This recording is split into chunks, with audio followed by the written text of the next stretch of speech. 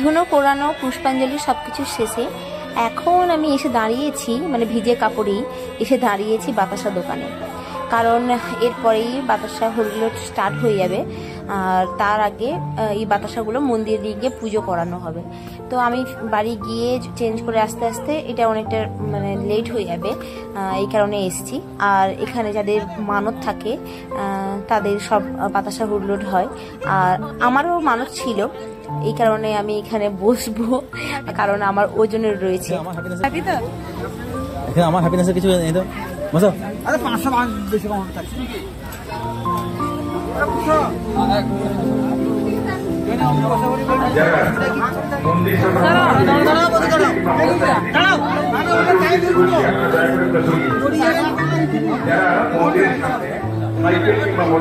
সকাল নো খাইনি গো দেখি কিরকম উঠলো দেখে আমাদের প্রোগ্রাম রয়েছে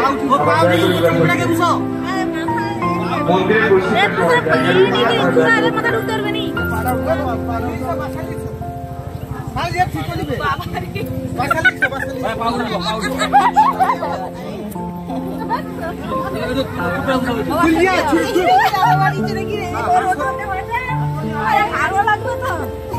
ये तो भीजा बढ़ाई छेंगे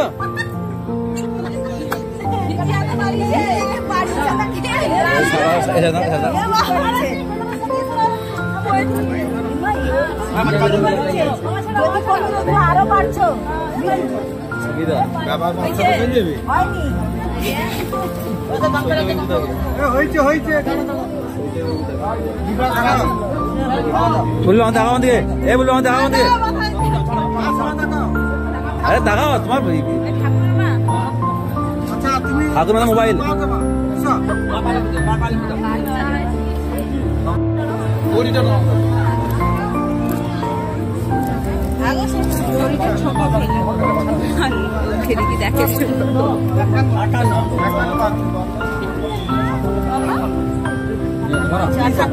58 किलो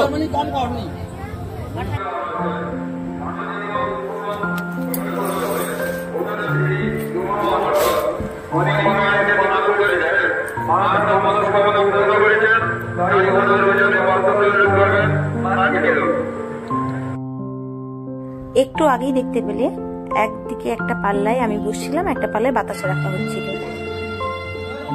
আমার ওজনে বাতাসা হরিলোট হচ্ছিল, তবে যত কিলো বললো অত কিলো কিন্তু আমি আদৌই নয়, কি জানি হয়তো ভিজা কাপড় বা কী কারণে হয়েছে আমি ঠিক বলতে পারবো না। তো যাই হোক, বাড়িতে গিয়ে ওই বাতাসা ওজন করে ওটা তো পুজো টুজো হবে, ওখানে শাশুড়ি মা মানে মা আর বাবা দুজনেই ছিলেন। আমরা বাড়ি চলে এসেছিলাম একটু রেস্ট নিয়ে যাব বলে। ঘরে এসে রেস্ট নিচ্ছি, তখনই শুনতে পাচ্ছি মাইক্রোফোনে বলছে যে মাননীয় উৎপল কয়াল মহাশয় ওনার স্ত্রীর রুমা মণ্ডলের জন্য মানত করেছেন, মনোকামনা পূর্ণ হয়েছে, তার জন্য তার ওজনে বাতাসা হচ্ছে এত কিলো, মানে ওজনটা বলে দিয়েছে। ওজনটা আমি আর লজ্জায় বলছি না, কারণ ওই ওজনটা আমার নয়, যাই হোক না কেন। তো আমি যখন রেস্ট নিচ্ছিলাম এটা শুনে আমি একটুখানি এসে রেকর্ড করেছিলাম, যেটা শোনা গেছে কিনা জানি না, একটু আগে ওটা আমি দিয়ে দিয়েছি। আর এখন একটু রেস্ট নিয়ে মন্দিরে চলে এসেছি একদম চেঞ্জ করে। আর আমাদের মন্দিরে এখন বাতাসা বিতরণ হবে, মানে হরিলোট বলি আমরা, ওটা হবে। ওটা এখন পুজো চলছে মন্দিরের ভিতরে। একটু আগে তোমাদের দেখালাম যে ঠাকুরের সামনে সব বাতাসাগুলো সাজিয়ে রাখা আছে, সেগুলো পুজো চলছে। আর এখানে যে তাসাপাটি ওরা বিভিন্ন রকম গান এরকম বাজাচ্ছে, দুটো দল আছে তারা মিলে করছে, সবাই মিলে লোকজন ঘিরে আছে। তো এরপরে বাতাসা হরিলোট হবে। এরপরে না, এরপরে যাদের আরও মানত আছে আতশবাজি দেওয়ার, বম গাছ দেওয়ার, তুবড়ি দেওয়ার, জল বম দেওয়ার, তো অনেক ফাটে ওগুলো। তারপরে মানে সবশেষে বাতাসা হরিলোট হয়। আর এখন কিন্তু রাত্রি বেশ অনেক বেজে গেছে, এখন প্রায় 1টার মতো বেজে গেছে রাত্রি, তাও দেখো সবাই বসে আছে। সত্যি বলতে কি টাইমগুলো যে কী করে কেটে যাচ্ছে বোঝাই যাচ্ছে না, স্টেপ বাই স্টেপ একটার পর একটা হয়ে যাচ্ছে। আর বাচ্চাগুলোও ঘুমোয় না, স্পর্শ বলছে আমি খুব মজা করছি। এই যে দেখো এখানে ঠাকুরের সামনে সব রাখা আছে, পুরোহিত মশাই পুজো করছেন। আর যাদের যাদের নামে বা মানত রয়েছে তারা আস্তে আস্তে করে এগিয়ে যাবে। এখানে স্টেপ বাই স্টেপ মানে একটা একটা সাজানো আছে, যাদের যাদের হয়েছে তারা সামনে গেলে আরেকবার পুজো দিয়ে মানে জল ঘুরিয়ে ঠাকুরের পায়ে দেবে মানে ফুলটা। তারপরে ওগুলো হবে। আর এইদিকে এই যে বম ফাটানো স্টার্ট হয়ে গেছে, তো একটু দূরে হচ্ছে কারণ অনেক জোরে জোরে ফাটে তো। আর যে বড় বড় টুবড়িগুলো সেগুলো মাটির ভিতরে মধ্যে পুঁতে তারপরে আগুন দেওয়া হয় না, অনেক উঁচুতে ওঠে ওগুলো, তাই অনেকটা গর্ত করে ঢুকে, এই জন্য গর্ত করছে এই যে এখানে। মোটামুটি বিভিন্ন ধরনের আতশবাজি ফাটে, যার যেরকম মানত থাকে তো সেরকম হয়। এইগুলোও কিন্তু সব পুজো করিয়ে নেওয়া হয়, এই যে বম গাছ, তারপর এই যে আতশবাজিগুলো, যা কিছু আর কি সব কিছু যাদের মানত থাকে প্রথমে ঠাকুরের পায়ে রেখে ফুল দিয়ে পুজো করার পরে তারপরে এগুলো সব ফাটানো হয়।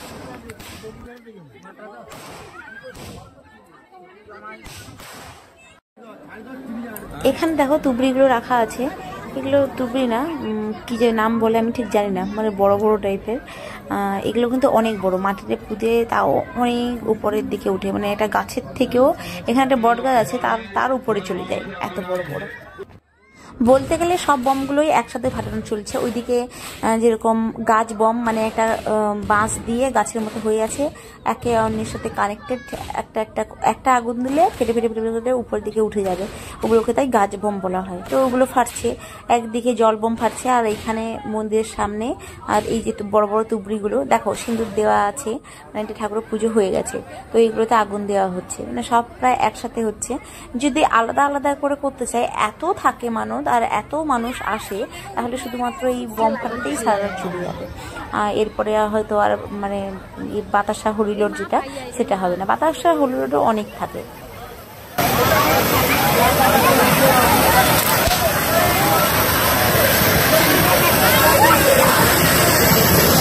জোড়া ভুঁই যাওয়ার আগুনে হয়েছে, জোড়া ভুঁই যাওয়ার আগুনে হয়েছে কানাই মান্না হরিকুল ধরে জোড়া ভুঁই যাওয়ার আগুনে হয়েছে।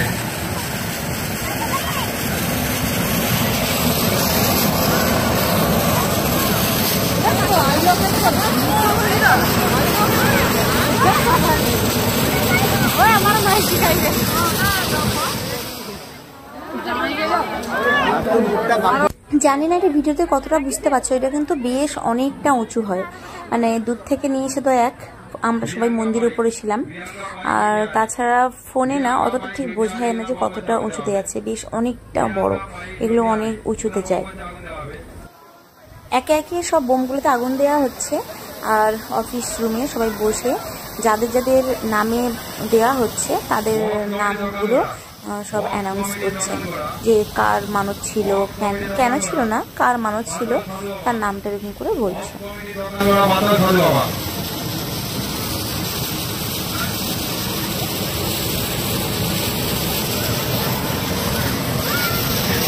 নকুল মন্ডল বন্ধ চালানো হবে, নকুল মন্ডল তুমি অফিসে রয়েছো, নকুল মন্ডল। আমি ভিডিওগুলো কেটে কেটে নিয়েছি, তো ওখানে সব ফাটানোর পরে এখানে সব পুজো স্টার্ট হয়েছে, বাতাসা যাদের মান আছে তাদের সব পুজো স্টার্ট হয়েছে।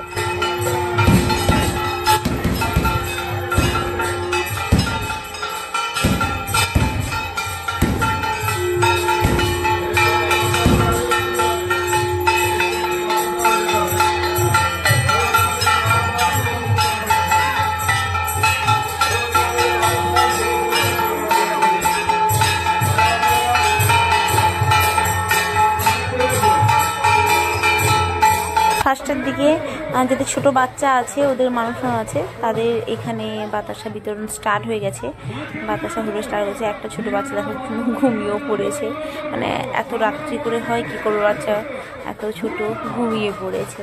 দেখো এখানে কিন্তু অনেক লোকজন আছে, এটা শুধু সামনেটা, মন্দিরের চারদিকটা লোকজন আছে। রাত্রি কিন্তু অনেক হয়ে গেছে, তাও কিন্তু লোকজন অনেক থাকে। যেহেতু আমি একটু লেট করে এসেছিলাম, একটু ওয়েট করছি।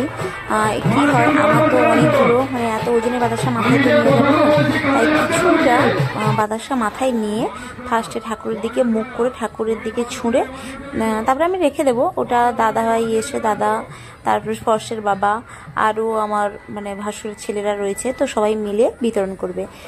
কাকা শ্বশুর যে ওনার মানে দেওয়ার ভাসুর সব রয়েছে, সবাই মিলে দেবে। তো এবার বলি যে মান্যতটা করেছিল স্পর্শের বাবা, আমার ওজনে বাতাসা হুট করবে এরকম। কারণ আমি কনসেপ্ট করা মানে স্পর্শ হওয়ার ঠিক 3 মাস মতো আগে আমার অপারেশন হয়েছিল একসাথে দুটো, মানে অ্যাপেন্ডিক্স আর আম্বিলিক্যাল হার্নিয়া হয়েছিল। তো ওটা তো নর্মাল ছিল, ঠিক আছে, হয় অপারেশন হলো, ঠিক আছে, কিন্তু আমার কোনো সিমটম ছিল না, কোনো পেটের ব্যথারও ছিল না, কোনো কিছু ছিল না। তখন মুম্বাইতেই ছিলাম, বিয়ে করে এসেছিলাম। তো আমার খুব জ্বর হচ্ছিল এবং কাছাকাছি ফার্স্টে একটা নার্সিংহোমে ছিলাম, কিন্তু ওরা আমাকে ধরতে পারেনি। 10-12 দিন ছিলাম, জ্বরই কমছিল না, যা খাচ্ছিলাম সবই বমি হচ্ছিল। উপরের দিকে বাতাসাগুলো ধরুন, উপরের দিকে বাতাসাগুলো ধরুন, তাহলে নিচের দিকে বল জোড়ার মতো দিলে প্রেশারটা চোখের মাথার উপর চলে আসছে। উপরের দিকে তুলে বাতাসাটা ফ্লুট দিন। যারা বাতাসা লুট দিচ্ছেন মাঠের মাঝখানে রেখে উপরের দিকে চারিদিকে ছড়িয়ে দিন।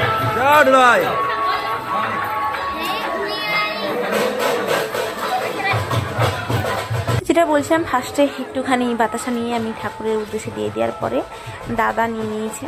দাদা, স্পর্শ বাবা, যারা সবাই ছিল, সবাই মিলে চারদিকে ঘুরে ঘুরে বাতাসা হুড়ুট করছে।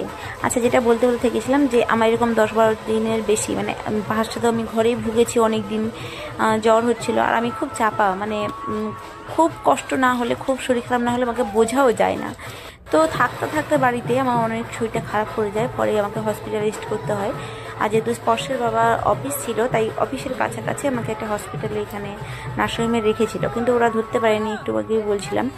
এবং শেষের দিকে তো আমার মানে খুবই খারাপ অবস্থা হয়ে গেছিলো, তখন 40 নিয়ে যাওয়ার পরে ওখানে সিটি স্ক্যান করার পরে ধরা পড়েছিল। তো যখন আমাকে অপারেশন করবে, আমার এতদিন যে ভুগেছিলাম, আমার সিচুয়েশান খুবই খারাপ হয়েছিল, খুবই খারাপ হয়ে গেছিলো, নার্ভ খুঁজে পাওয়া যাচ্ছিল না। 49 বারের মতো চ্যানেল করা হয়েছিল। তো যাই হোক, সেই সিচুয়েশানে স্পর্শের বাবা এই মানতটা করেছিল। আর এবছর ভগবানের দয়ায়, যেখানে আমাদের আশাটাই ক্যান্সেল হয়ে যাচ্ছিল, সেখানে ভগবানের দয়ায় আমরা আসতেও পারলাম, এবং মা শীতলা মায়ের দয়ায় আমরা আমাদের যে মানতটা ছিল সেটা আমরা কমপ্লিটও করতে পারলাম। তো সব মিলিয়ে আমাদের তো খুব ভালো লেগেছে। তোমাদের কেমন লাগলো অবশ্যই জানিও।